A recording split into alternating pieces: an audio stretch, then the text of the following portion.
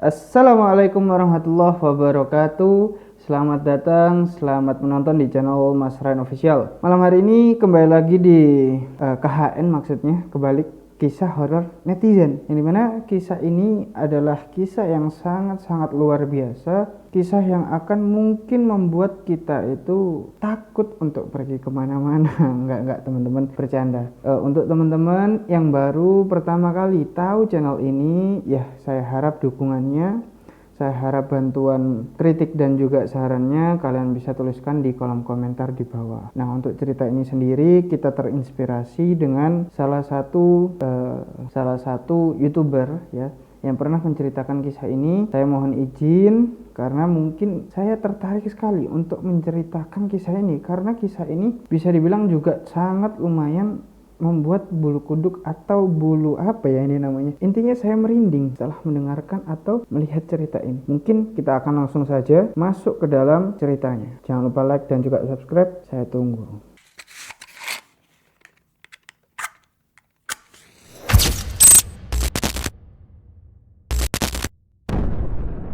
Malam ini saya akan menceritakan satu cerita yang penuh dengan misteri, yang pasti bakal bikin kalian mikir. Jadi kalian harus simak cerita ini dengan baik-baik ya. Ada seorang pria umurnya 35 tahun dihabisi sekitar jam 10 malam di sebuah taman. Jasadnya mengenaskan seperti cabik-cabik. Berdasarkan pemeriksaan dokter forensik, korban ini kemungkinan besar dihabisi pas dia lagi nggak sadar. Terus menurut keterangan saksi mata, di waktu kejadian taman itu lagi kosong alias ditutup.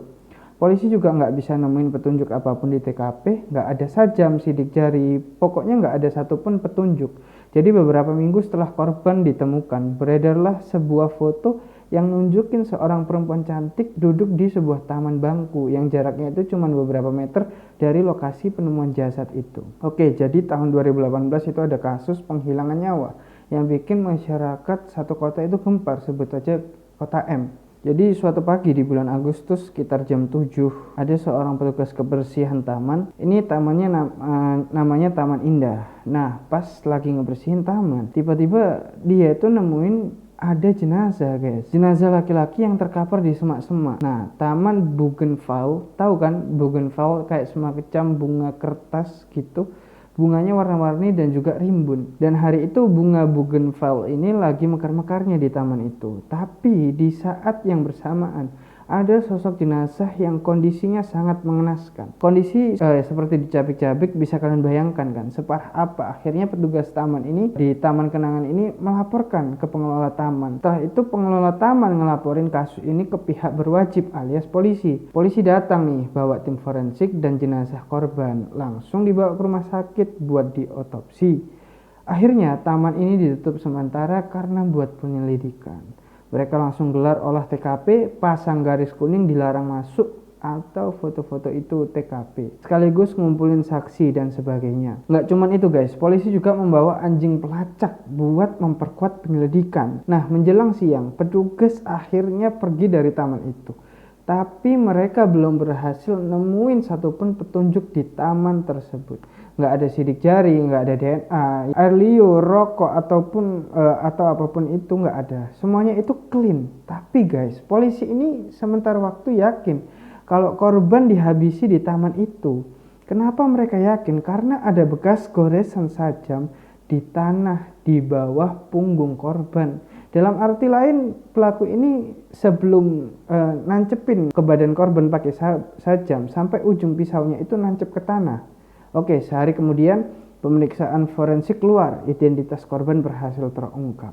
Korban ini namanya Arman, umurnya 30 tahun, anak seorang pengusaha terkenal di kota M. Mendengar berita ini, orang tua korban jelas langsung terpukul, guys. Ya gimana nggak terpukul kan guys? Korban nggak hanya meninggal, tapi dia meninggal dengan kondisi yang mengenaskan. Di tubuh korban itu ditemukan banyak luka, tusukan, bahkan sampai patah tulang. sampai mukanya pun rusak. Alhasil kasus ini membuat satu kota itu gempar, dan satu kota mengutuk pelaku. Apalagi korban ini dikenal baik, pandai bergaul, dan berasal dari keluarga yang terpandang. Akhirnya polisi dituntutlah buat menyelesaikan kasus ini, jangan sampai tenggelam. Tapi masalahnya polisi ini nggak bisa gerak cepat karena petunjuknya itu dikit banget, bahkan bisa dibilang hampir tidak ada. Petugas cuma punya beberapa saksi awal yang semuanya itu adalah petugas Taman Indah. Dan sialnya guys, keterangan mereka pun banyak ngebantu penyelidikin polisi. Kita panggil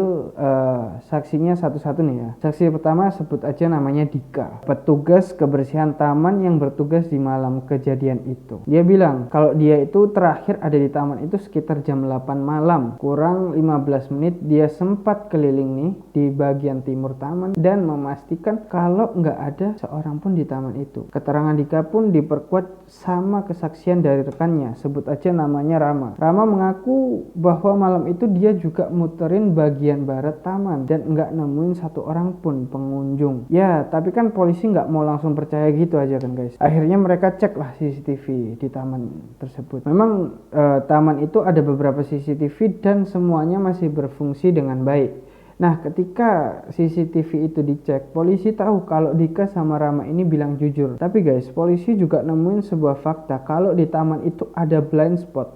Kalian tahu blind spot?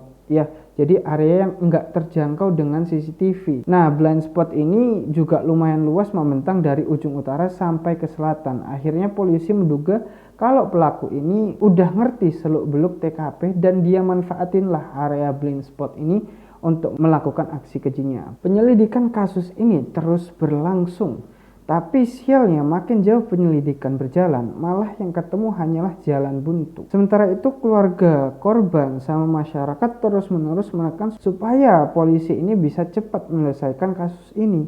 Tapi ternyata nggak semudah itu guys. Setelah 3 minggu berjalan, beredar sebuah postingan foto di sosial media. Foto itu menggambarkan foto Polaroid yang black and white, warna hitam dan putih. Nah, di foto Polaroid ini menggambarkan keadaan taman pada malam hari. Ada pohon, ada bunga-bunga, ada bangku taman. Yang menarik, di sebuah bangku taman ada seorang perempuan lagi duduk. Dia seperti nengok ke arah samping dan muka perempuan ini agak jelas, tengah mukanya terlihat seperti cantik tapi agak pucat gitu. Dan yang lebih menarik lagi, di foto Polaroid ini tercantum tanggal dan juga kapan foto ini diambil. Dan kalian bisa tebak sendiri guys, foto ini diambil di tanggal yang sama waktu berdekatan dengan peristiwa penghilangan nyawa. Nah, postingan foto Polaroid ini dalam waktu singkat menyebar dan semakin banyak spekulasi bermunculan dari para netizen. Mereka sibuk tuh nebak-nebak siapa perempuan ini. Dia foto di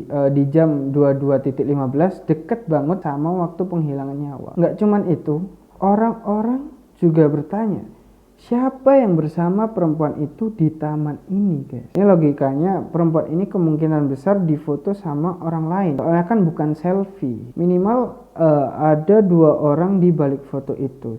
Cuman yang jadi pertanyaan sekarang adalah siapa satunya lagi? Kenapa dia kayak sengaja mau kasih sebuah petunjuk ke publik? Gak lama setelah foto Polaroid itu tersebar, postingan yang pertama tiba-tiba hilang, akunnya pun hilang. Nah, ini meyakinkan sebuah aparat atau meyakinkan aparat sama publik kalau postingan ini pasti punya maksud terselubung. Polisi bilang mereka akan telusuri asal muasal foto ini dan pastinya mereka memang punya kemampuan itu dengan teknologi dan digital forensik. Tapi kenyataannya sampai beberapa hari polisi pun belum bisa untuk melacak postingan yang pertama. Kebayang nggak apa yang sebenarnya diinginkan sama orang yang pertama kali posting? Oke, lanjut. Jadi ada satu laki-laki namanya Andi. Dia ngaku kalau dia itu adalah teman dekat dari si Arman. Nah, Andi ini sering ngobrol di sosial media, ngomentarin kasusnya si Arman. Andi ini paling maksa lah ngedesak polisi buat menyelesaikan kasus ini, buat mengungkap siapa pelakunya. Bahkan Andi ini sampai ngomong gini, kalau polisi nggak bisa menyelesaikan, dia bakal sewa private investigator atau detektif swasta. Nah, suatu hari Andi ini berkoar-koar lagi tuh di sosmed. Dia bilang kalau dia udah habis kesabarannya dan dia akan menyelidiki kasus itu dengan caranya sendiri. Karena menurut dia polisi nggak bisa diandelin. Andi ternyata nggak bercanda. Dia nggak cuman ngomong doang, dia langsung ngehubungin seorang laki-laki yang namanya Hendra. Nah, Hendra ini adalah seorang private investigator atau detektif swasta. Hendra ini ngakunya adalah mantan software engineer, dan setelah pensiun dari sebuah perusahaan perbankan, dia merintis sebagai private investigator. Di kalangan tertentu si Hendra ini lumayan terkenal. Dia udah beberapa kali tuh mecahin kasus yang memang susah diungkap sama polisi. Selain itu si Hendra ini juga punya koneksi ke pihak kepolisian. Nah, kalian bisa bayangin kan seberapa kuat koneksinya. Akhirnya udah di hire sama Andi. Hendra pun langsung kerja tuh. Dia nyusup ke sistem jaringan, berusaha ambil data CCTV di area yang lebih luas. Cuman dalam semalam dia berhasil ngambil data ribuan CCTV di semua penjuru kota. Dia juga berhasil ngambil data komunikasi korban melalui komunikasi lewat WA, lewat email, lewat sosmed, segala macam lah. Pokoknya setelah dia dapat semua itu, Hendra laporan lagi lah nih ke Andi. 2 hari kemudian Hendra janjian sama Andi buat ketemuan di rumahnya Andi. Singkat cerita, di malam hari sekitar jam setengah 10, hari dimana mereka janjian untuk ketemu, Hendra ini datang tuh ke rumahnya Andi. Tapi anehnya Andi ini malah nggak ada di rumah. Hendra pun coba menghubungi si Andi, tapi alhasil si Andi ini nggak bisa dihubungin. Kayak HP-nya mati gitu loh. Entah sengaja dimatiin atau HP-nya hilang. Pokoknya nggak ada yang tahu kemana si Andi ini berada. Besok paginya ada kabar ditemuin jenazah seorang laki-laki di bawah jembatan di pinggiran kota M. Kondisi jenazahnya mirip sekali seperti si Arman, korban sebelumnya. Kondisinya sangat mengenaskan, mukanya hancur, sibuk lagi lah polisi kan. Akhirnya dapat lagi nih korban satu, belum kelar muncul lagi satu. Dokter forensik pun akhirnya memeriksa lagi dalam beberapa jam. Mayat itu berhasil diidentifikasi. Bisa ditebak nggak guys siapa mayat itu? Andi meninggal waktu itu umurnya 30 tahun. Dan kayak di kasus yang pertama, polisi nggak bisa nemuin satupun petunjuk, tapi mereka yakin kalau Andi ini dihabisi di bawah jembatan itu, dan waktu kematian itu diperkirakan sore jam 5. Berarti Andi ini dihabisin ketika ada banyak orang yang lagi melintas di jembatan dong. Kan lagi ramai-ramai di jalanannya. Cuman nggak ada saksi mata yang bisa ngebantu polisi. Di sekitar jembatan itu sebenarnya ada CCTV yang dipasang di lalu lintas kota M kan. Tapi sayangnya rusak. Entah itu kebetulan atau disabotase. Hendra pun langsung koordinasi sama polisi. Dia ceritain semua gimana tadi malam dia janjian ketemuan sama Andi, terus Andinya nggak ada. Polisi pun bilang ke Hendra kalau mereka nemuin sebuah foto Polaroid yang ditanam di jantungnya. Ini kaget kan?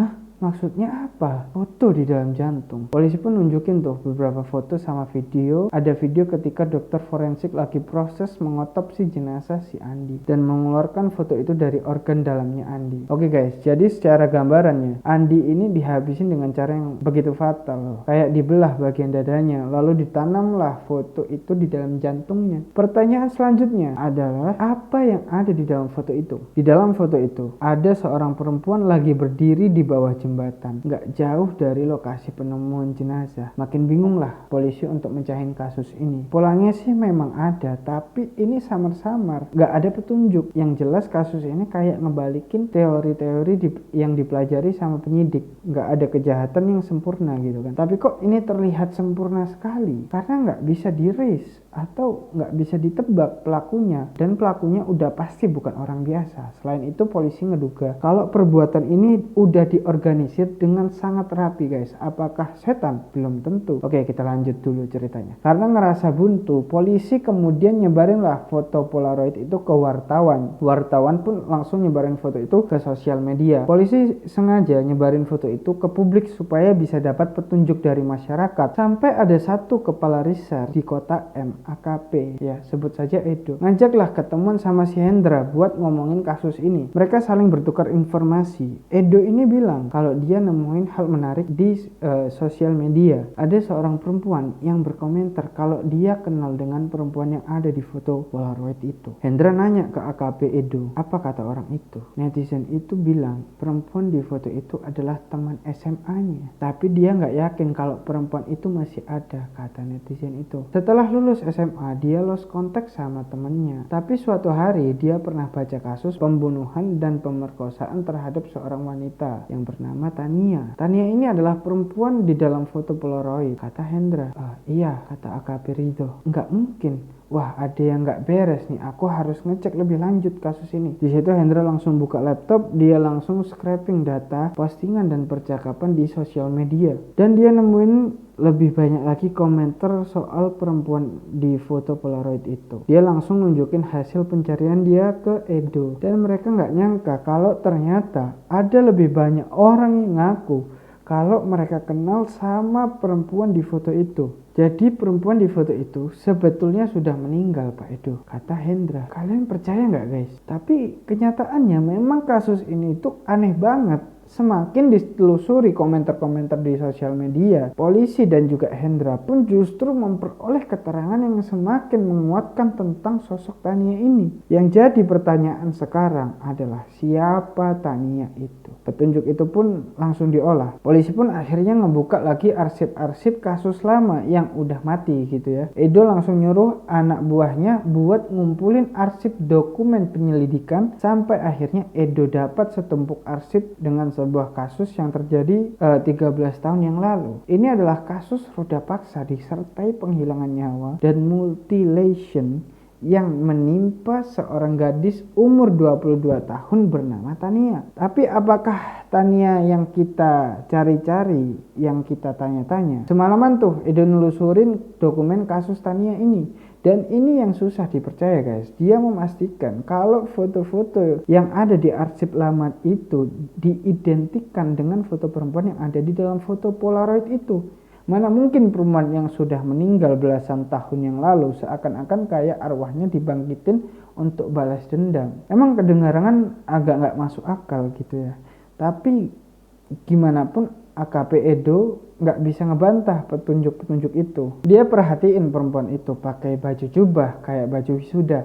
Terus dia cocokin ke dokumen dan dia makin nggak habis pikir setelah tahu kalau penghilangan nyawa Tania ini terjadi 1 hari setelah Tania itu wisuda di bulan Agustus. Artinya apa, guys? Kasus penghilangan nyawa Tania dan kasus Arman sama Andi itu terjadi di bulan yang sama. AKP Edo ini mikir, ini kayak kode atau cuman kebetulan. Jadi emang AKP Edo ini orang baru di Kota M. Dia itu baru ngejabat sebagai kepala research baru beberapa bulan. Dia itu nggak tahu sama sekali tentang soal kasus Tania 13 tahun yang lalu. Tapi ya namanya kerjaan kan, dia sekarang harus mencahin sebuah kasus yang benar-benar aneh. AKP Edo terus tuh coba untuk menganalisis kasusnya Tania. Dia minta foto Polaroid itu dianalisis pakai digital forensik karena mungkin aja lah ini foto editan Photoshop rekayasa atau apalah itu. Tapi hasil analisa bilang ini foto asli nggak ada diedit atau apa. Terus dipotret itu dicocokin sama profil Anita Pramaswari. Hasilnya sama, teridentik dari postur tinggi badan, bentuk muka, dan sebagainya. Ini foto asli.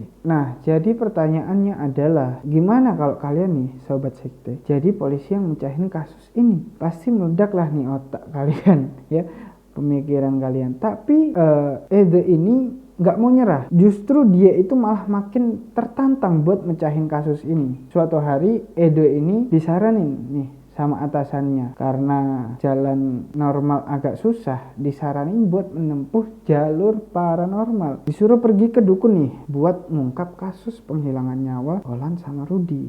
Komandannya sempat bilang kalau hal semacam itu nggak aneh di dunia penyelidikan. Dia bilang kalau beberapa kasus itu juga pernah terungkap dengan bantuan orang pintar. Sebenarnya Ridho ini nggak percaya, guys, sama hal-hal kayak gitu. Dia itu seperti apa ya, dengan hal-hal supranatural kayak gitu tuh dia nggak terlalu bisa percaya. Tapi buat nyenengin komandannya, dia nurut aja. Akhirnya si AKP Edo ini datanglah nih ke seorang dukun yang dikasih tahu sama komandannya itu. Sebut sajalah namanya Mbah Lasi. Ceritainlah tuh maksud kedatangannya kan.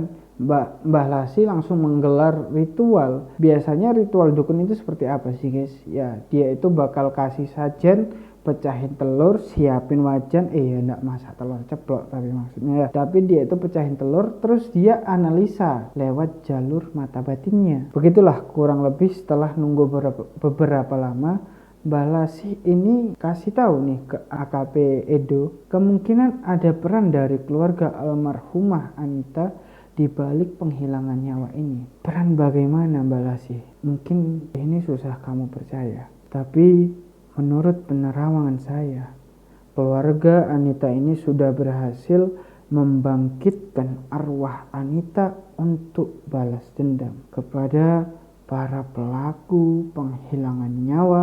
Mana mungkin ada arwah yang udah 13 tahun itu sudah meninggoy ya, terus dibangkitin lagi buat balas dendam. Mbak Lasih ini bilang kayak gini, kalau kamu mau, kamu harus cari keluarganya. Mbak tahu di mana keluarganya? Saya melihat ada peristiwa besar tidak lama setelah ini. Oke lah, Edo cuma dapat informasi begitu doang tuh dari ini dukun. Pergilah pulang, dia itu dari situ kan, balik nih ke markas. Ketika lagi di jalan mau balik ke kantor, dapat kabar nih dari rekannya kalau ada bandar narkoba yang ketangkap. Oke lah, lanjut jalan lagi, dapat kabar lagi dari anak buahnya kan. Bukan kasus narkoba, tapi bukan kasus sambung ayam, bukan kasus yang aneh-aneh, tapi kasus penghilangan nyawa. Nggak pakai lama, AKP Edo ini langsung batalin jadwal-jadwal lain. Dia langsung meluncur tuh ke TKP di mana jenazah ditemuin. Pokoknya yang dipeduliin cuman mecahin kasus Olan dan juga Rudy sama Anita ini. Singkat cerita, di pinggir sebuah sungai yang jaraknya nggak jauh dari lokasi penemuan jenazah Rudy, ditemuinlah jenazah pria yang nemuin 2 orang yang lagi mau mancing. Ditemuinya itu sekitar jam 6 maghrib lah teman-teman ya, hampir maghrib gitu. 2 laki-laki ini datang ke lokasi itu karena mereka memang biasa mancing di situ. Tapi yang nggak mereka sangka, kalau kali ini mereka mancing itu dapat orang dengan kondisi yang mengenaskan. Akhirnya jasad itu dibawa ke rumah sakit kan buat diotopsi. Secara umum ya kondisinya kayak jasadnya Olan sama Rudy. Singkat cerita, jasadnya pun berhasil diidentifikasi. Namanya Ferry, laki-laki umur 35 tahun. Pekerjaan swasta. Ferry diperkirakan dihabisi itu sekitar jam 4 siang. Sore lah. Sebelum jasadnya ditemuin sama 2 pemancing, polisi pun ngembangin lagi nih penyelidikan di malam hari. Malam hari itu Ferry nggak masuk kantor karena dia ngajuin cuti. Dia baru balik kemarin malam dari liburan bareng istrinya.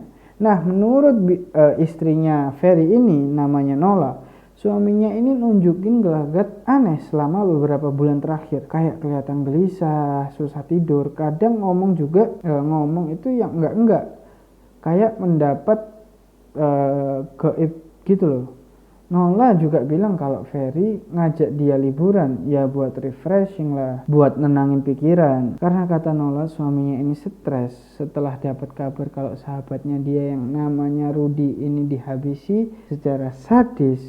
Tahu kan siapa Ferry? Keterangan Olan terakhir itu jadi petunjuk buat Ferry, dan dari kasusnya Ferry, polisi mulai kebaca nih polanya. Jadi 3 korban, Olan, Rudy, sama Ferry ini sahabatan. Nah, kasus ini punya rangkaian. Nah, polisi mulai kebaca nih polanya. Jadi ketiga korban ini, Olan, Rudy, sama Ferry itu sahabatan. Nah, kasus ini punya rangkaian yang berurutan, tapi polisi belum tahu ada apa di balik ketiga orang itu. Cuman kemungkinan besar punya keterkaitan satu sama lain. Berbeda pas jasad Olan sama Rudy ditemuin, kali ini polisi nggak nemuin foto Polaroid, tapi ada sebuah tulisan tangan dengan tinta warna merah hampir mirip seperti darah yang ditemuin di dekat jasadnya Ferry. Tulisannya adalah killer mesin. AKP Edo balik lagi nih nyelidikin petunjuk-petunjuk itu ya kan. Maksud tulisan killer machine ini apa?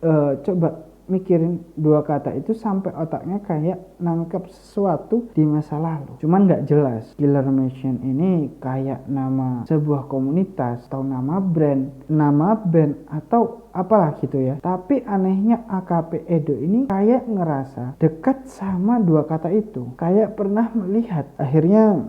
Akhirnya arsip kasus Anita Prameswari ini dibuka lagi. Polisi terus bikin gambaran besar kasus itu. Mereka punya prinsip kalau pola kasus yang sekarang mengarah ke kasus Anita, pasti ada sesuatu yang bisa dijadiin benang merah untuk mengungkap semuanya. Polisi kerja tuh siang, pagi, malam, sore, sahur, Penelusuran arsip diperluas. Tiap dokumen diteliti. Ada belasan saksi yang waktu itu diperiksa. Polisi menganalisis satu persatu surat pemeriksaan saksi dari yang ngelaporin penemuan jasad Anita Prameswari, teman kampusnya, sampai yang nemuin bajunya. Tapi yang aneh, Sobat Sekte, dari semua berkas pemeriksaan saksi, polisi tetap nggak bisa nemuin benang merahnya. Apa hubungannya dengan kasus penghilangan nyawa Olan, Rudy, dan Ferry? Mentok lagi lah tuh polisi kan. Nah, dalam kondisi kayak gini, Edo tiba-tiba inget sama kata-kata yang dibalasi yang bilang kalau kasus ini ada kaitannya. AKP Edo ini tiba-tiba keinget dengan kata-kata Mbah Lasi yang bilang kalau kasus ini ada kaitannya dengan keluarga Anita. Lagi-lagi AKP Edo ini memang nggak percaya sama hal gaib, hal-hal mistis, supranatural, segala macem. Apalagi dengan konsep ngebangkitin arwah buat balas dendam ya kan. Tapi dia juga mikir, mungkin dia bisa ngegali keterangan dari keluarganya Anita Prameswari. Selama ini dia nggak kepikiran ke sana. Dan itu wajar. Edo ngerasa nggak ada kaitannya keluarga Anita dengan penghilangan nyawa Olan sama teman-temannya. Ya logikanya gini sobat ya, kalau nggak ada hubungannya ngapain diperiksa? Tapi sekarang karena udah nggak ada jalan lain, akhirnya dia cobalah buat nyelidikin keluarganya si Anita ini. Polisi terus nyarilah alamat di mana nih orang tuanya Anita tinggal. Sampai ketemu, datanglah nih ke sebuah rumah di suatu komplek perumahan. Harapannya bisa ketemu nih sama keluarganya Anita. Sayangnya pas ketok pintu nggak ada yang ngebukain. Ternyata rumah itu udah lama kosong. Dan bukan cuman itu, cari lagi lah mereka ya informasi, dapat lagi berita kalau ibunya Anita itu sudah meninggal 2 tahun yang lalu. Sedangkan untuk bapaknya nggak tahu kemana. Ada warga yang bilang kalau bapaknya Anita ini pergi ke Thailand nggak lama setelah istrinya meninggal. Tapi buat ngebuktiin keterangan kayak gitu, polisi mesti butuh ngajuin permohonan kedutaan buat data imigrasi yang bersangkutan dan segala macam. Pokoknya ribet lah. AKP Edo ini nggak mau seribet itu. Dia pikir kalau bapaknya Anita memang benar pergi ke Thailand. Ya artinya nggak ada yang perlu diselidikin lebih jauh. Waktu terus bergulir, 1 bulan, 2 bulan, sampai 6 bulan sejak penghilangan nyawanya Ferry. Kasus itu masih jadi misteri. Kasus-kasus baru udah pasti bermunculan tuh kan. Nggak cuman penghilangan nyawa aja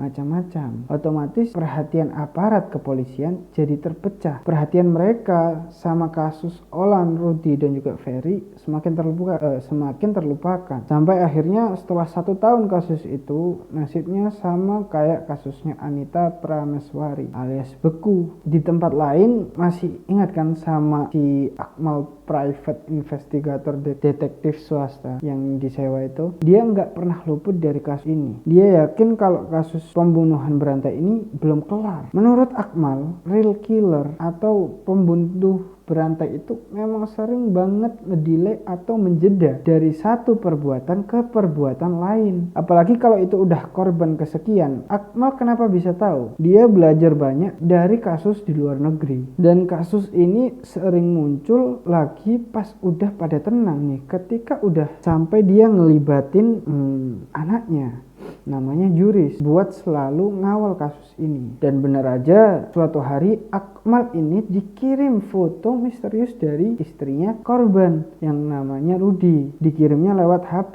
tapi bukan lewat WA. Masuk file, ketika dicek nomornya ini berasal dari nomor luar negeri, teman-teman. Dan ketika file ini dibuka, ternyata isinya adalah foto-foto seorang laki-laki yang difoto dari belakang. Ciri-cirinya, laki-laki ini rambutnya hitam, pendek, dia pakai kaos itu di belakangnya ada tulisan Killer machine. Yang menarik di sekeliling laki-laki itu banyak orang, tapi si pengirim foto kayak sengaja nutupin muka orang-orang ini, kayak di blur gitu, nggak pakai pikir panjang. Akmal ini langsung kirimin foto ini ke Edo. Pas Edo ngeliat foto itu kaget dia sama tulisan Killer Machine itu, yang dimana kalau kalian ingat ketika jasadnya Ferry ditemuin juga sebuah tulisan itu. Edo langsung punya kekuatan nih, tiba-tiba buat ngaktifin nyelidikin kasus ini. Langsung tuh dia bikin tim. Kali ini dia pakai pendekatan yang berbeda. Beberapa orang ditugasin buat menelusuri informasi sampai ke akar-akarnya. Semua keluarga korban diperiksa, ditanyain dari awal lagi. Kali ini lebih teliti, lebih akurat. Nah, beberapa hari setelah kasus itu aktif lagi, polisi nemuin sejumlah petunjuk penting yang belum pernah mereka sadari sebelumnya. Pertama, lokasi penemuan jasad Olan, Ferry, Rudy itu ternyata sama dengan lokasi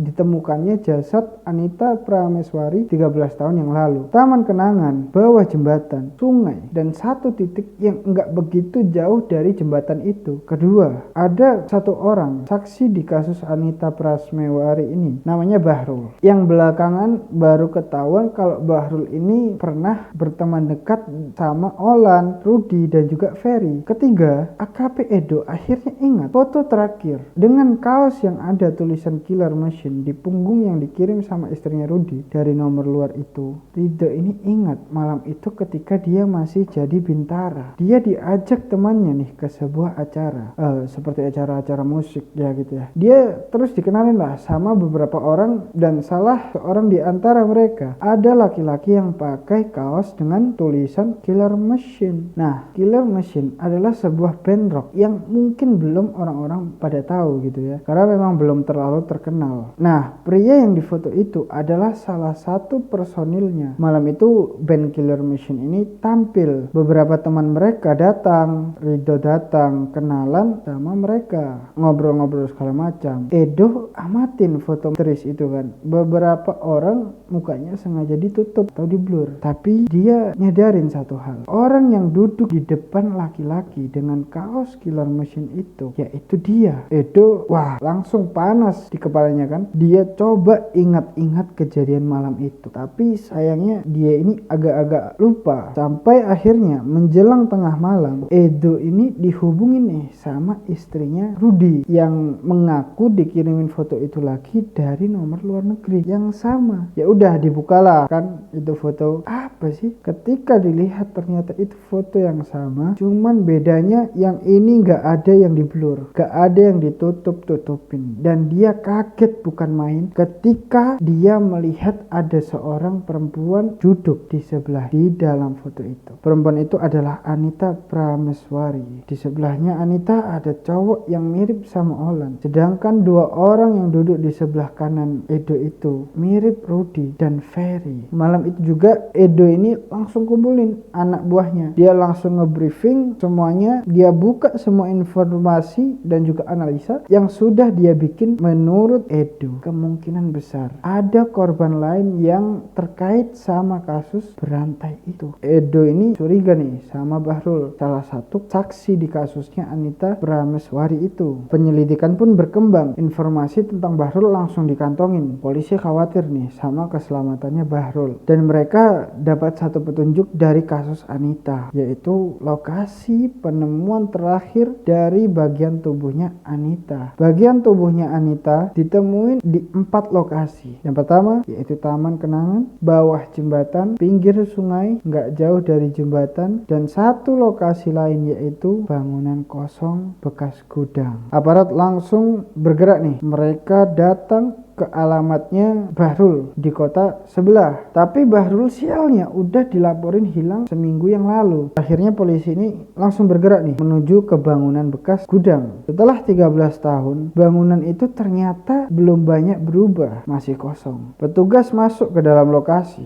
terobos masuk mereka ke dalam bangunan. Ketika masuk, mereka nemuin sosok jenazah laki-laki, sobat sekte, dengan kondisi yang sudah mengenaskan parah. Dari pengamatan pengetahuan sekilas, jenazah ini mungkin udah meninggal seminggu yang lalu. Besok harinya, berita penemuan jasad itu tersebar luas. Dan buat keempat kalinya, polisi lagi-lagi kecolongan. Tapi beberapa hari kemudian, polisi dapat satu informasi penting. Menurut keterangan beberapa warga di perumahan tempat Anita tinggal, diketahui bahwa Wahyu bapaknya Anita, yang kabarnya ada di Thailand itu bukan bapak kandung. Jadi si Pak Wahyu ini nikah sama satu perempuan namanya Adista. Bu Adista ini adalah janda, punya satu anak namanya Anita. Polisi telusuri lebih dalam lah informasi soal Bu Adista ini. Nah, menurut dokumen dari pengadilan agama serta keterangan dari keluarganya Bu Adista, suaminya Bu Adista yang sebelumnya namanya adalah Akmal. Jadi Akmal sama Bu Adista ini bercerai. Terus mereka sepakat buat membagi hak asuh anak. Anak pertama namanya Juris, itu di bawah asuhan Akmal. Sedangkan anak kedua mereka namanya Anita, di bawah asuhan Bu Adista. Sejak itu Akmal sama Juris langsung berstatus DPO, pencarian orang. Mereka jadi buruan pertama pihak kepolisian. Tapi sayangnya masalah baru muncul. Akmal diduga udah mengganti identitasnya sejak bertahun-tahun yang lalu. Data identitasnya nggak bisa sama sekali ditemuin dalam sistem kependudukan. Dia cuma pernah dikenalin lewat muka dan nama, tapi pada kenyataannya dia sama anaknya si Juris ini itu nggak bisa dideteksi, nggak bisa diidentifikasi teman-teman. Udah kayak hantu aja mereka ini. Nah, setelah 6 bulan setelah penemuan jasadnya Bahrul, AKP Edo ini dipindah tugas ke daerah lain. Sebelum pergi, dia dapat sebuah paket misterius yang isinya pas dibuka itu ternyata adalah map, seperti map. AKP Edo ini langsung lah bukalah map itu. Isinya adalah beberapa postcard dari sejumlah negara serta sebuah salinan berita acara. Pemeriksaan kasus pembunuhan dan juga ruda paksa dari Anita Prameswari ini. Berita acara pemeriksa alias BAP. Edo ini baca BAP itu. Di salinan BAP itu tertulis jelas bahwasannya nama Bahrul dan laki-laki itu mengakui perbuatan dia sudah menghabisi seorang perempuan umur 22 tahun. Namanya Anita. Edo panas lagi nih ya kan dia. Kepalanya panas, hatinya panas. Dia terus baca salinan BAP itu. Di satu sisi dia ini kecewa, nggak bisa mengungkap sebuah kasus pembunuhan berantai yang menghilangkan 4 korban. Tapi di sisi lain dia itu paham sama kemarahannya Akmal. Edo ini yakin 100% kalau pelaku dari pembunuhan berantai ini adalah Akmal. Sementara itu di sebuah rumah susun yang jauh dari Indonesia, Akmal duduk sambil ngobrol sama anaknya Juris. Di tangannya ada sebuah kamera Polaroid sama sebuah topeng protetik yang dibikin semirip mungkin sama mukanya Anita. Akmal bilang ke anaknya kalau pada akhirnya mereka bisa nuntasin apa yang harus dituntaskan. Akmal sangat bersyukur bisa ngebalas kematiannya Anita sebelum dia meninggal dunia. Juris cuma dengerin bapaknya ngoceh. Dalam hati dia juga bersyukur walaupun caranya salah. Tapi cuman itu yang mereka bisa lakukan untuk mendapatkan sebuah keadilan. Oke teman-teman, gimana ceritanya? Cukup kan bikin kalian pusing, bikin kalian bingung, bikin kalian gak menyangka ya. Mungkin cukup sekian. Akhirul kalam. Wassalamualaikum warahmatullahi wabarakatuh.